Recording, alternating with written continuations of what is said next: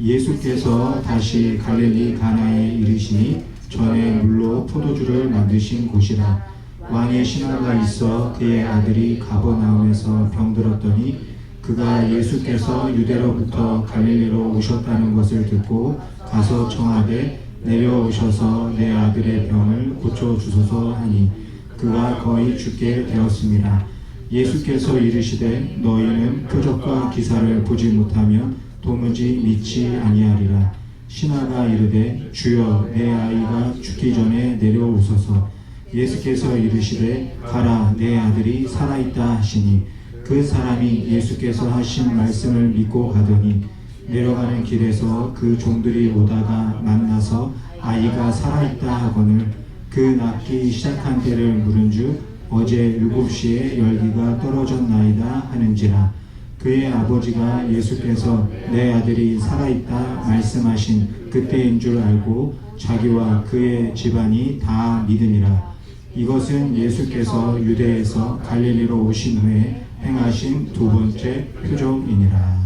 네, 오늘 요한복음 4장 46절 54절 말씀을 가지고 아빠 하나님을 바라보자 라는 제목을 함께 은혜를 나누도록 하겠습니다. 우리 제목을 한번 다 같이 한번 외쳐볼까요? 시작. 아빠 하나님을 바라보자. 네. 오늘 본문 요한복음 4장 46절 말씀 첫 부분에 보면요, 예수님께서 다시 갈릴리 가나에 이르시니 이렇게 말씀을 하십니다. 사마리아를 지나서 갈릴리로 가셨고 그 중에서 가나라는 곳에 들어가셨다 이렇게 말씀을 하고 있습니다. 근데 말씀을 잘 보니까 이곳은 처음 가는 곳이 아니라는 것을 알 수가 있죠.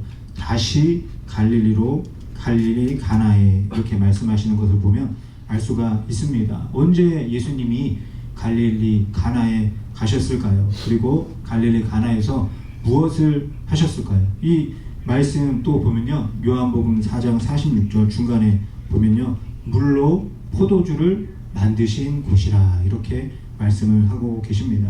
예수님이 물로 포도주를 만드신 이 일을 요한복음 2장에서 기록을 하고 있습니다. 결혼 잔치에 잔치가 막 잘 진행되고 있었는데 포도주가 떨어지게 됩니다. 결혼 잔치에 음료수가 없으면 잔치를 망치게 되는 것이죠. 그런 망치기 직전이었는데 이 사실을 그 예수님의 어머니 마리아가 알게 되고 예수님에게 전달을 합니다. 예수님이 이 마리아의 말을 듣고 대답을 하죠. 요한복음 2장 4절에서 말씀하고 있는데요. 같이 한번 읽어보겠습니다. 예수께서 이르되 여자여 나와 무슨 상관이 있나이까 내 때가 아직 이르지 아니하였나이다. 예수님이 문제가 있다는 것을 아셨습니다. 그런데 문제가 있다는 것을 알고도 바로 반응을 하지 않으셨습니다. 문제를 다 알았을 때 그래요? 제가 가서 바로 해결해 드리겠습니다. 이렇게 슈퍼맨처럼 쫙 가서 문제를 해결해 주면 좋을 텐데 그러지 않으셨습니다. 내 때가 아직 이르지 아니하였다. 꼭 뜸을 들이는 것처럼 그렇게 예수님이 반응을 하셨습니다. 그리고 나서 잠시 후에 물로 포도주를 만들어주는 놀라운 기적을 베풀어 주십니다. 항아리에 물을 붓고 물을 떠서 잔치에 나눠준, 그래서 물이 포도주가 된 놀라운 일들을 하인들이 다 알고 기뻐했습니다. 그리고 이 사실을 알게 된 마리아와 제자들도 너무나 기뻐했습니다. 또 맛있는 포도주를 마시게 된 그 신랑과 신부, 잔치에 온 사람들도 다 기뻐했습니다. 그런데 잔치에 온 손님들과 신랑과 신부는 이 포도주가 어디에서 난 건지 알 수가 없었습니다. 예수님은 이렇게 놀라운 일을 하시고 난 다음에 전혀 자랑을 하지 않으십니다. 잔치에 모여든 사람들에게 지금 마시고 있는 포도주가 내가 물로 만든 것이다 이렇게 알려주지 않았습니다. 자랑할 만도 한데 예수님은 드러내놓고 기적을 베풀지 않으셨습니다. 기적을 베풀고 드러내지 않는 일은 이 결혼식에서 뿐만이 아닙니다. 예수님은 계속 이런 동일한 모습을 성경에서 보여주고 있습니다. 기적을 행한 후에 오히려 사람들이 알기를 원하지 않으셨습니다. 그래서 기적을 행한 후에 그 자리를 피하신 적도 많이 있습니다. 내가 기적을 베풀었다, 내가 하나님의 아들이다 이렇게 말하면 얼마나 좋겠습니까? 그런데 그러지 않으셨습니다. 왜 그러시는 걸까요? 왜 그러시는지 오늘 말씀을 보면서 함께 살펴보도록 하겠습니다. 예수님이 갈릴리 가나에 들어가셨습니다. 가나에 들어가셔서 어떤 한 사람을 만나게 됩니다. 이 사람이 누구일까요? 마태복음 4장 46절에 보면요, 왕의 신하다 이렇게 말을 하고 있습니다. 예수님 당시에 이스라엘은 다 아시겠지만 로마의 식민지였습니다. 그래서 로마 황제는 그 식민지를 다 다스리기 위해서 각 지역마다 왕을 세웠습니다. 그리고 갈릴리 지역을 다스리고 있었던 왕은 헤롯 왕이었습니다. 헤롯 왕은 로마 황제의 명령을 받고 갈릴리 지역을 다스리는 그런 역할을 했습니다. 결국 로마 황제가 다 식민지를 다스리는 것과 같은 것이죠. 그 당시 로마 황제는 어떤 존재였습니까? 신과 같은 존재였습니다. 태양신이라고 부를 정도로 그렇게 존재감이 강력한 그런 황제였습니다. 그래서 황제를 부를 때 우리가 예수님 하나님을 부르듯이 주님이라고 불렀습니다. 주님, 로마 황제를 신으로 말하는 거죠. 내가 로마 황제를 섬기겠습니다. 로마 황제의 말은 곧 신이 하는 말입니다. 이런 고백이 담겨져 있는 것이죠. 로마 황제를 신보다 더 강력한 존재로 섬겼습니다. 다른 신을 섬기는 것은 로마 황제를 배신하는 그런 행동이 되었습니다. 이렇게 황제와 왕을 섬기는 신하를 예수님이 만나게 됩니다. 왕의 신하는 말씀에서 볼 수가 있는데 갈릴리 가나에 살고 있지 않았던 것 같습니다. 요한복음 4장 46절 마지막에 보면 가버나움의 아들이 병들어 있다 이렇게 말씀하시는 것을 보면 알 수가 있습니다. 가나에서 가버나움까지는요, 거리가 한 20마일 넘는 뭐 그런 정도에 떨어져 있는 곳입니다. 20마일 넘는 곳이 어딘가 제가 이 오아우 섬을 좀 봤더니 여기에서 카폴레이 가기 직전까지 그 입구까지가 한 20마일 되는 것 같습니다. 당시에는 차도 없었습니다. 그리고 길이 이렇게 하이웨이가 깔려있고 막 그러지 않았죠. 걸어서 가거나 말을 타고 가야 되는데 정말 많은 시간이 걸렸습니다. 더군다나 이 사람은 누구라고 했습니까? 왕의 신하라고 했습니다. 왕의 신하가 자신에게 맡겨진 지역을 떠날 때는 왕에게 보고를 해야 했습니다. 하지만 이 왕의 신하는 예수님을 만나러 간다는 보고를 할 수가 없었습니다. 나의 아들을 치유해달라고 예수님을 찾아가는 것이었기 때문에 황제를 신으로 섬기는 신하가 할 수 있는 일이 아니었습니다. 로마 황제가 아닌 다른 신을 섬기겠다 이런 모습이 되기 때문이죠.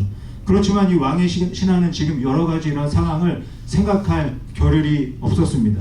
로마 황제와 헤롯 왕을 섬기는 신분이었지만 그래도 예수님을 만나기 위해서 저 먼 길을 떠나게 됩니다.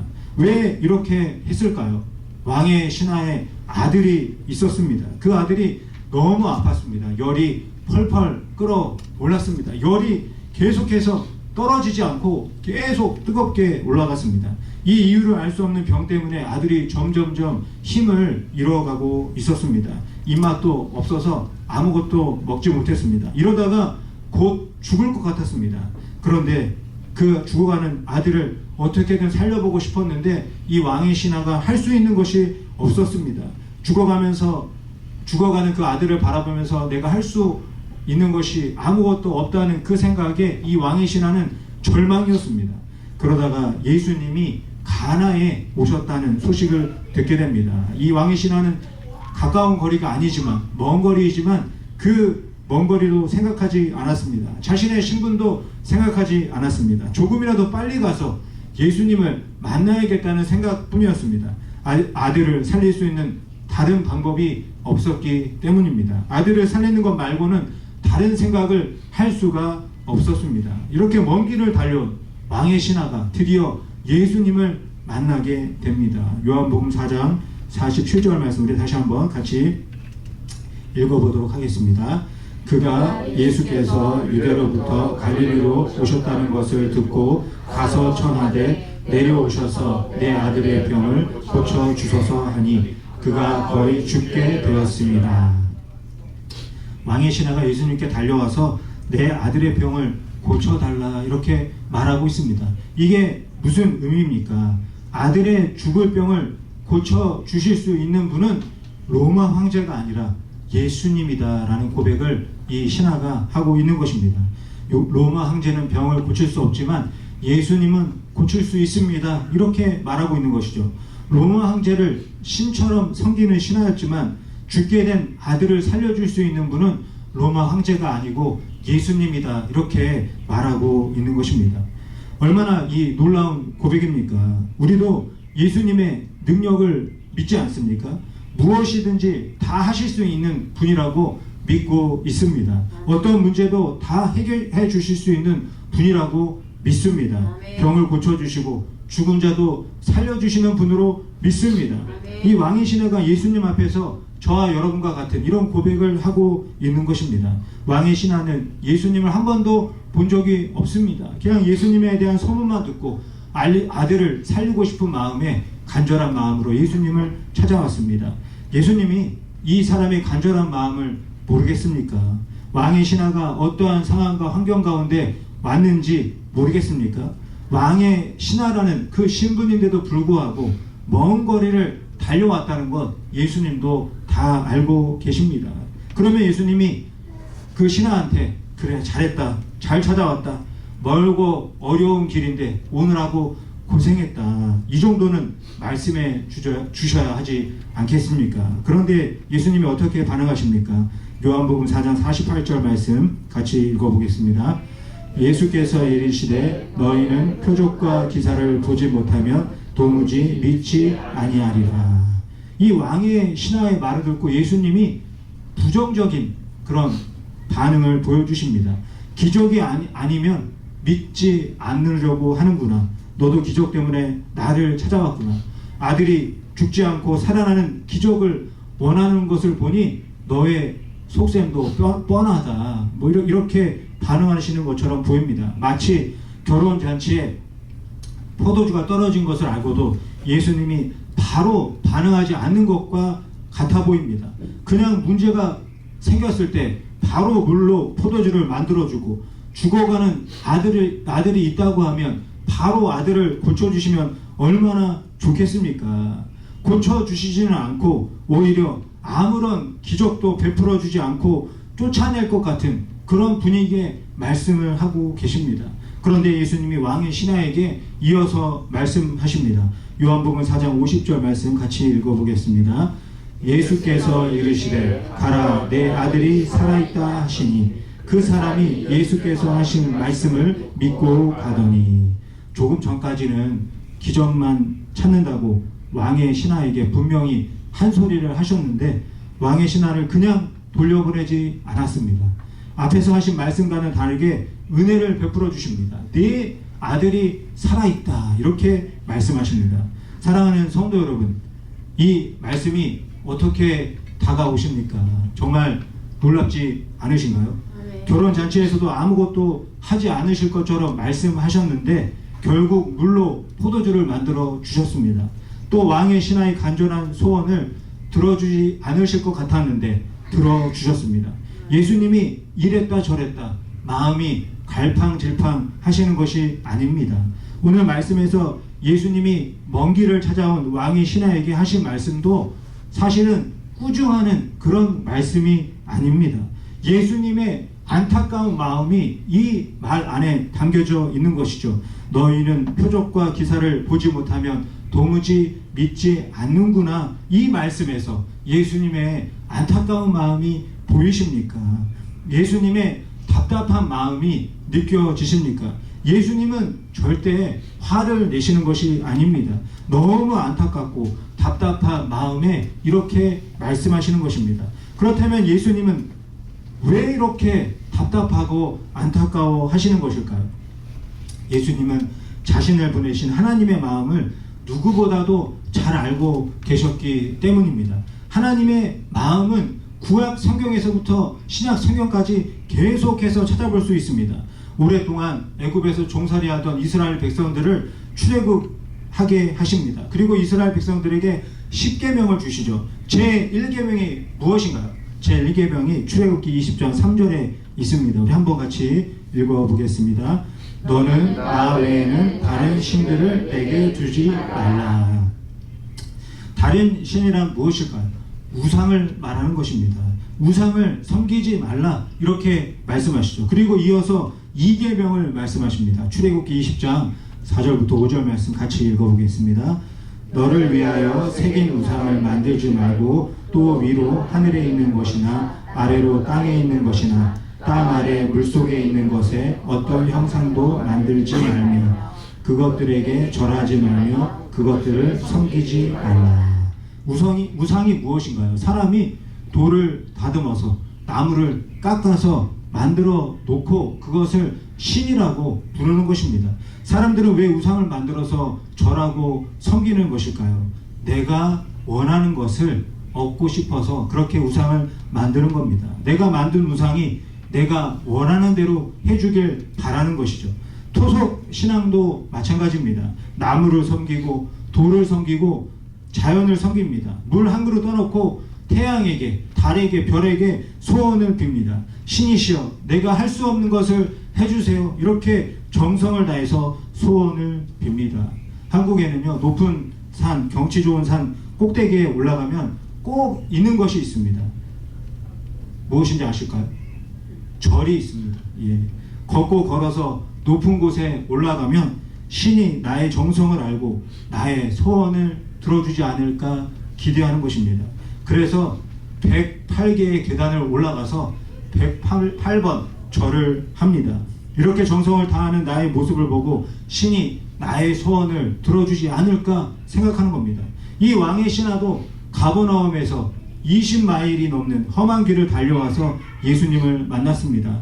이렇게 정성을 보였으니 내가 할 수 없는 일을 예수님이 해주지 않을까 생각할 수 있었습니다. 그런데 예수님은 제발 기적만 찾지 말라 먼저 말씀하십니다.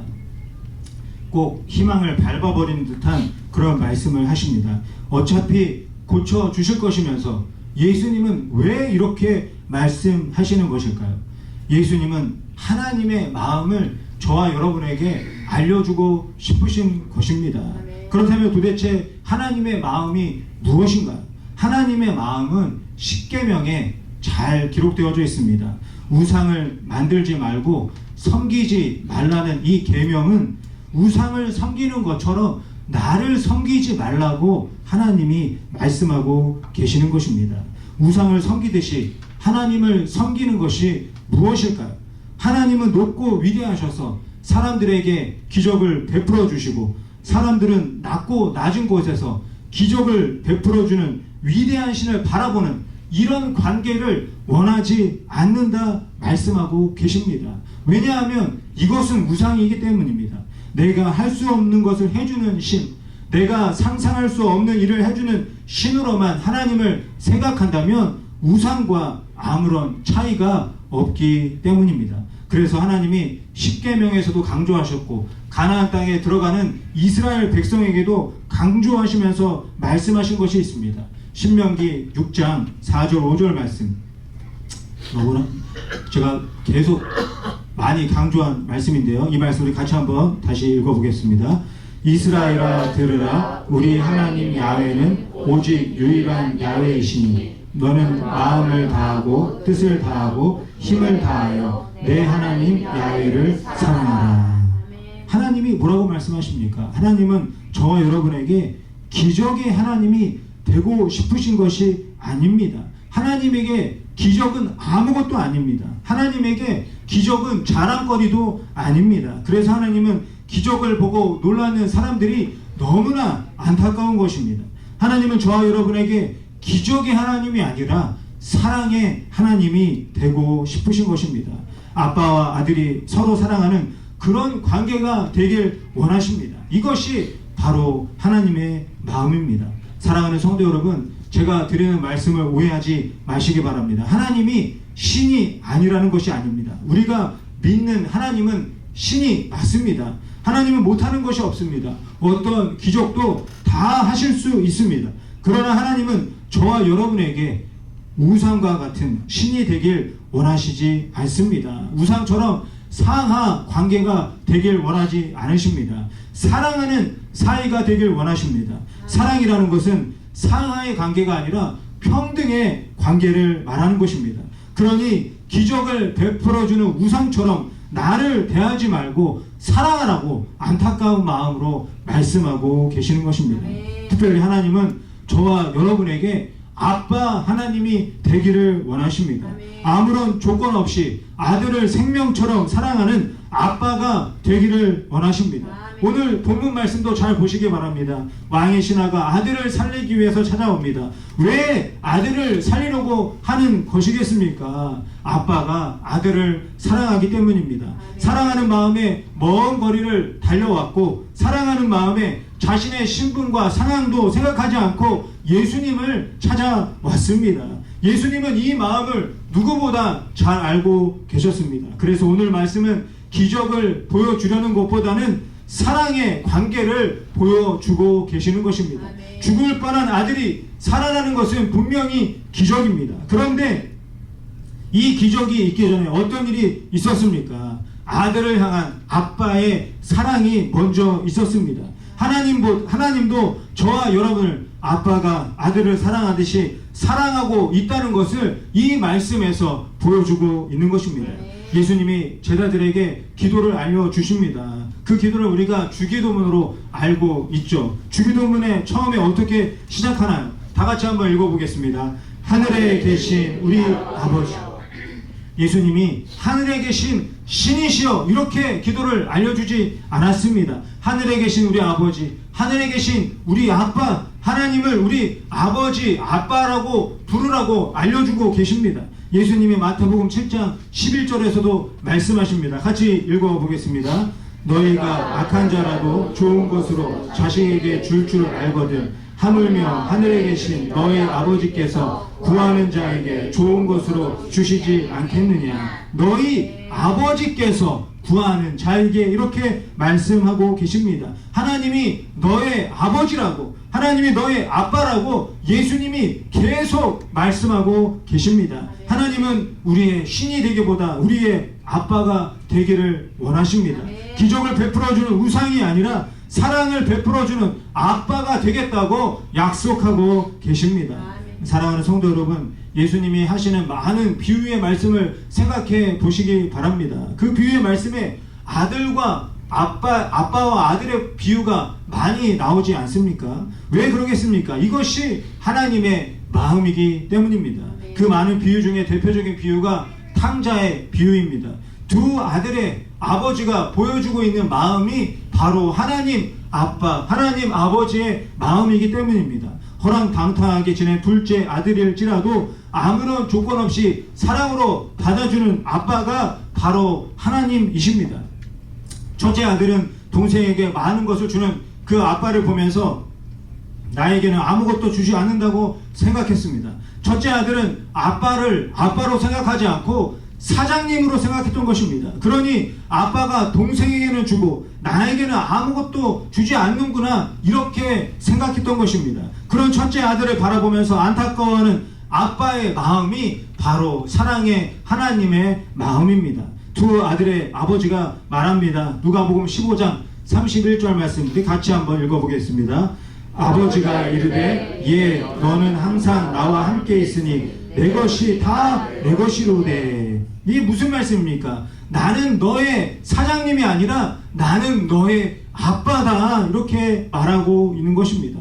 하나님은 저와 여러분에게도 동일하게 말씀하십니다. 나는 너의 신이 아니라 너의 아빠다 이렇게 말씀하고 계십니다. 아멘. 사도 바울도 로마서 8장 15절에서 말씀하고 있습니다. 우리 같이 한번 읽어보겠습니다.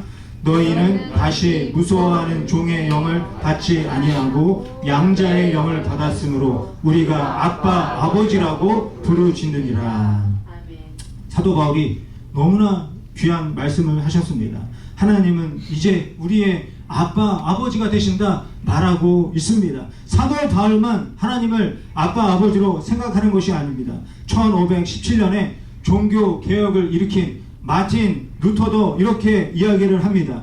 우리가 하나님께 대하여 생각할 수 있는 최상의 이름은 아버지이다. 하나님 아버지의 개념은 기독교의 독특한 신간이며 면류관이다 이렇게 말했습니다. 그리고 19세기의 미국의 신학자 호레이스 부시넬도 말합니다. 만일 예수 그리스도의 모든 역사 가운데 놀라운 교훈들이 없었다 하더라도 하나님이 우리 아버지라고 가르치신 것만으로도 그는 인류 최대의 교사이다 이렇게 말하고 있습니다. 그리고 20세기 독일의 신약 성경학자 요아킴 예레미야스도 말합니다. 예수님 당시까지 하나님을 아버지라고 부른 사람은 예수님 외에는 한 사람도 없었다. 예수님처럼 기도 시간에 하나님을 아버지라고 부른 사람도 없었다. 예수님처럼 제자들을 보고 기도할 때 하나님을 아버지라고 부르라고 가르쳐 주신 분도 없었다 이렇게 말하고 있습니다.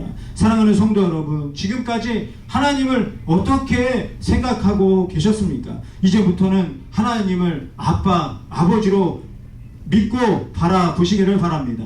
나의 아빠가 되어주시는 하나님, 자녀를 위해서 아낌없이 사랑을 베풀어 주시는 아빠 하나님이십니다. 하나님이 나의 아빠가 되어주시는 이 놀라운 사실을 믿고 살아가시기를 바랍니다.